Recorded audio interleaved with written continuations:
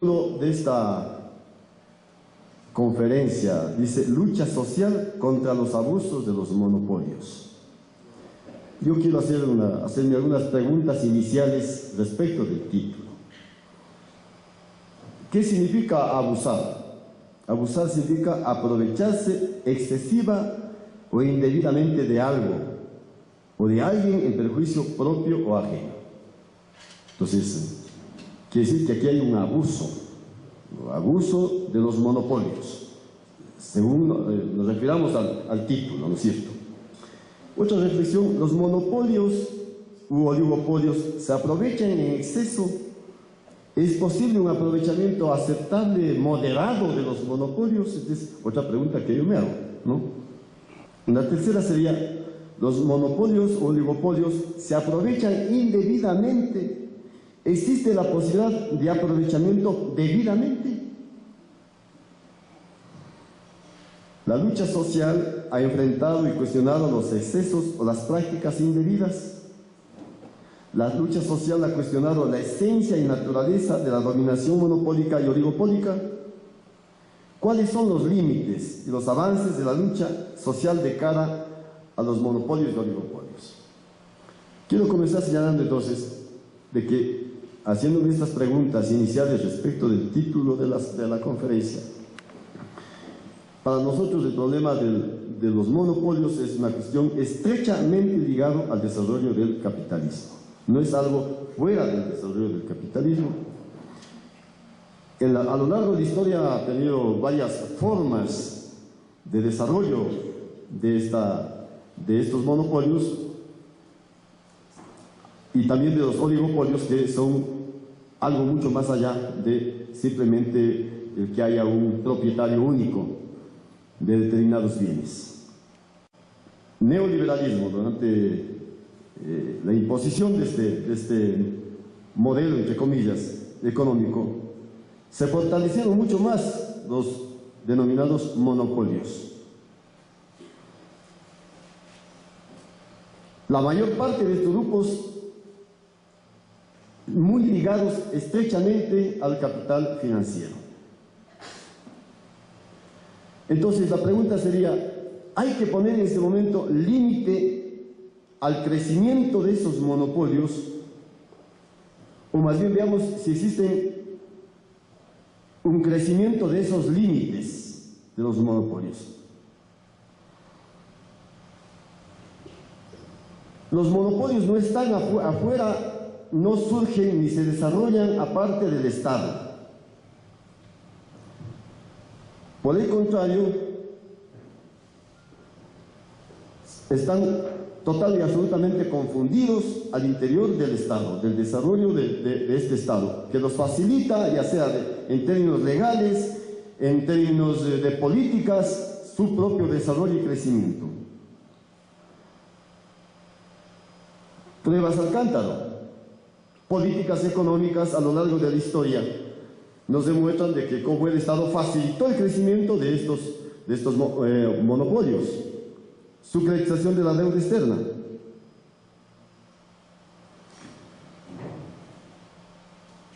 Políticas que se desarrollaron posteriormente con la imposición del Fondo Monetario Internacional y del Banco Mundial, y que estaban ligadas a las denominadas cartas de intención, que se suscribía y que cada año el Ecuador amanecía con una verdadera pesadilla de saber cuáles van a ser las medidas económicas que nos van a imponer en este año, porque ya nos toca suscribir la carta de intención con el Fondo Monetario Internacional, políticas que favorecían a determinados monopolios, no solamente nacionales, sino también internacionales, transnacionales.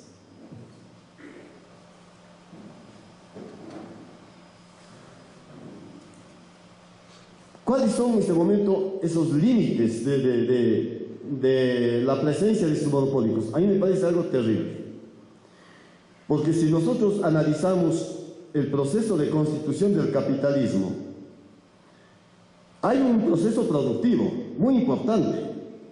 Todos estos sectores están ligados a determinadas ramas de la producción económica en el mundo entero y en el Ecuador igual. Pero de pronto acá ya no tenemos esa ligación con procesos productivos, sino más bien los encontramos ligados y articulados a procesos terriblemente duros y graves como el de la guerra, como el del narcotráfico. Hay una acumulación mafiosa, ya no hay una acumulación productiva. Eso es lo grave. Y ya tenemos estados en estas condiciones. Colombia, México, son una demostración de que han llegado a un límite tal de que las áreas fundamentales de la economía mexicana están ligadas estrechamente al narcolavado, con toda la secuencia que esto significa, con la existencia de bandas paramilitares, etcétera, etcétera.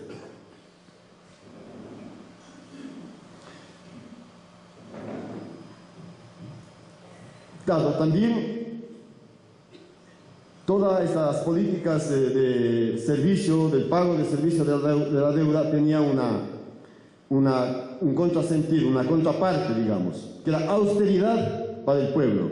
Recuerden ustedes que casi todas las políticas las medidas fondomonetaristas que se implementaban en el país estaban dirigidas a congelamiento de los sueldos de los trabajadores, incremento de los precios de los pasajes de la gasolina. Es decir, nosotros, los trabajadores, sentíamos en carne propia, ¿no?, la imposición de ese tipo de políticas, porque nunca había una tendencia a mejorar nuestras condiciones de vida, sino más bien a empeorarlas cada vez más.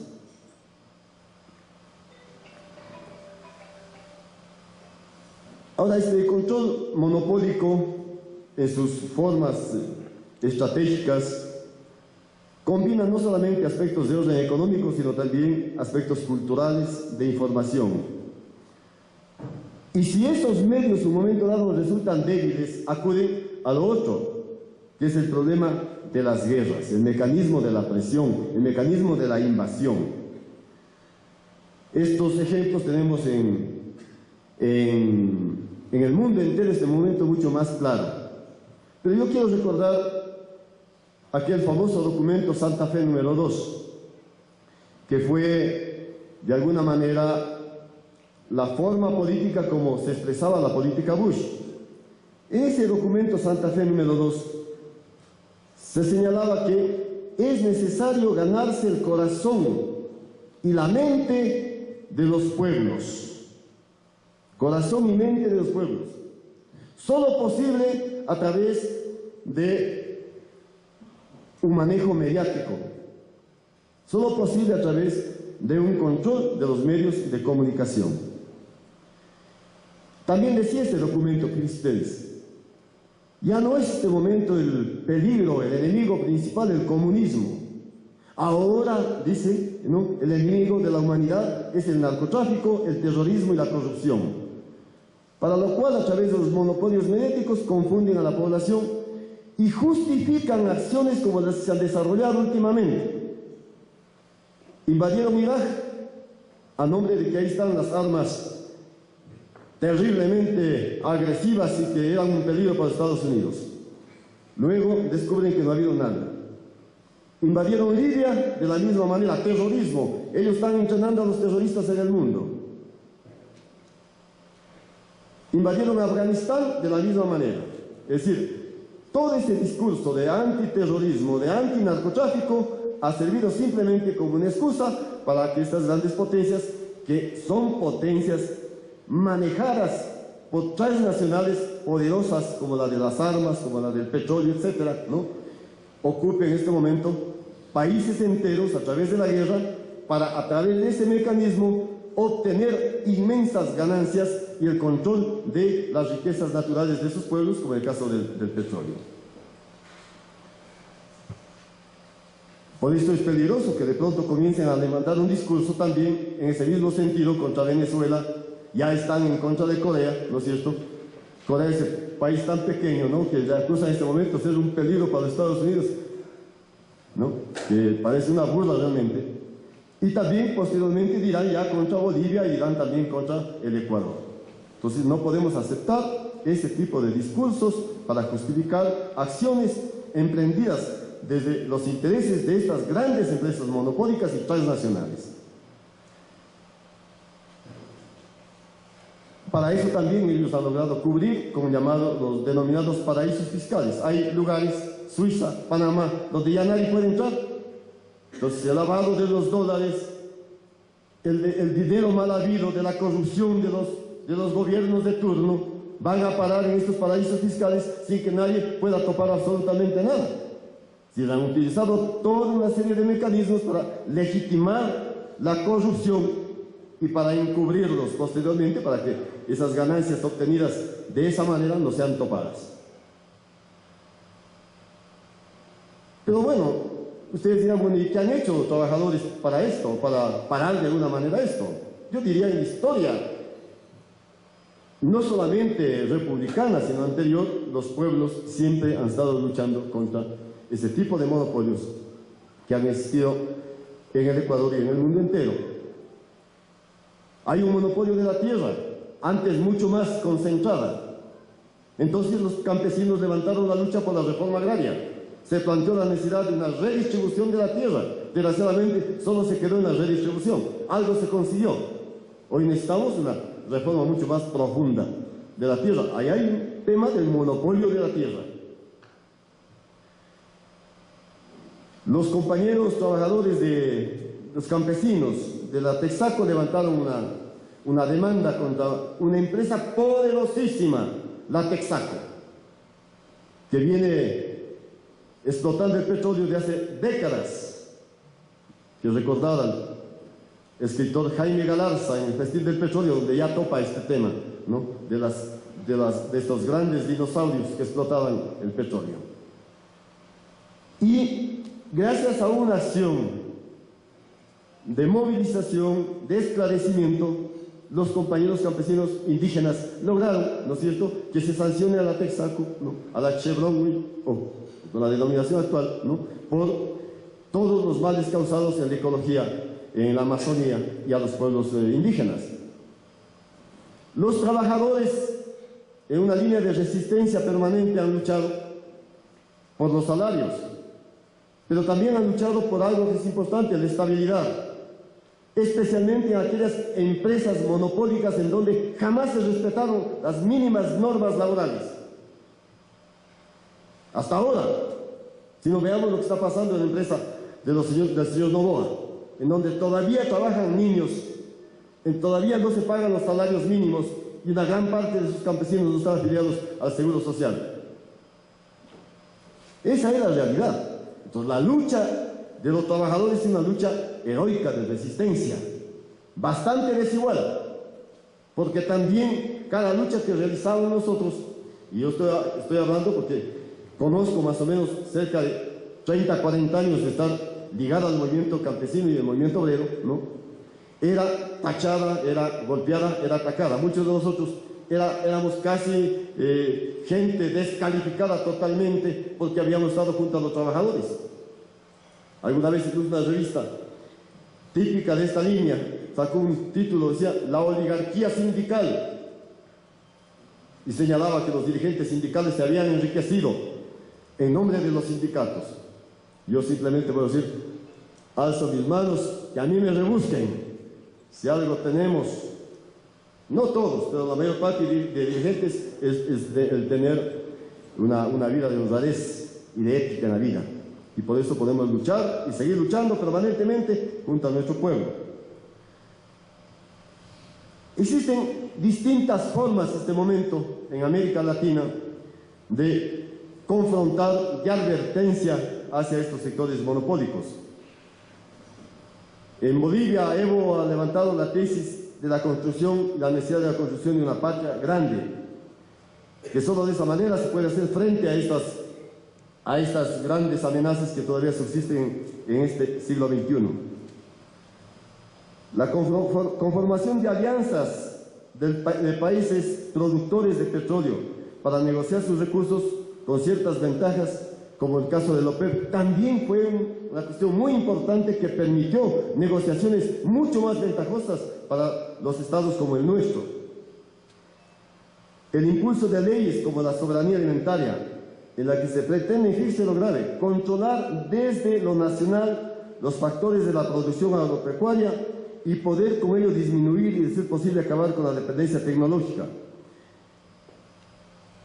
El control de los alimentos mediante la compra anticipada se negocia en las bolsas de valores, generando especulación que ha representado incrementar el número de habitantes de la Tierra que no tienen acceso a los alimentos, muy lejos de la aspiración de los objetivos del milenio de reducir el hambre en el mundo. ¿Cómo es posible que los alimentos en este momento estén siendo negociados en las bolsas de valores como cualquier tipo de capital? Por eso es que la FAO, aunque en teoría haya planteado la disminución de 800 millones de pobres, de desnutridos en el mundo entero, a 400 no haya podido conseguir eso. Por el contrario, hay en este momento un incremento a más de 1.000 millones de gente pobre.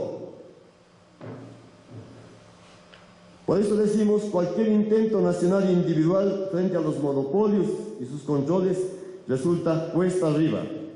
La salida de la integración del sur es la condición de resistencia y posible emancipación, más allá de enfrentar los abusos y pasar a cuestionar la naturaleza del sistema que lo provocan. Es necesario, entonces, una línea de integración en América Latina, una línea de unidad de nuestros pueblos de América Latina, en donde podamos desarrollar relaciones mucho más francas, más democráticas, mucho más sinceras, sin esos condicionamientos que siempre pendieron sobre nuestras economías como una verdadera lanza. Más aún en Ecuador, cuando en este momento tenemos incluso un mandamiento constitucional respecto a los monopolios. En este momento no se admite la existencia de monopolios y, por otro lado, mediante las leyes se separó, o se pretende todavía, porque no se ha conseguido todavía, separar todo lo que significaban los monopolios de los medios de comunicación con el capital financiero. Pero la gran verdad es que eso se hicieron. Yo tengo aquí los datos de todas las familias que constituyen los monopolios en los distintos sectores de la economía, ligados todos estrechamente a la banca, todos estrechamente a la banca. Ojalá, y a los medios de comunicación. Entonces, eso significaba de que cada día, cada noticiero, lo que nos hacían entender a nosotros, lo que nos vendían como noticia válida, es lo que esos grandes monopolios o esos intereses de ese capital financiero articulado y vinculado a empresas económicas querían que sepamos. Esa es la gran verdad. Estamos en momentos distintos y yo creo que es un momento donde el pueblo ecuatoriano está tomando conciencia plena del papel de pasar de ser simplemente un sujeto pasivo a ser un ente positivo, un ente activo, sujeto de la historia. Y de paso, entonces por eso también quiero invitarles mañana a la movilización de los trabajadores, puesto que este acto también es homenaje al 1 de mayo. Vamos a realizarlo hasta la Plaza de San Francisco, en donde, compañeros, el pueblo, las organizaciones laborales, los gremios y todos los trabajadores, porque no está relacionado exclusivamente con el mundo obrero, que tiene una relación de dependencia, sino con el mundo del trabajo, en donde estamos absolutamente todos, intelectuales, trabajadores, obreros, campesinos, mujeres, amas de casa, militares, policías, invitados a esta gran movilización. Muchas gracias.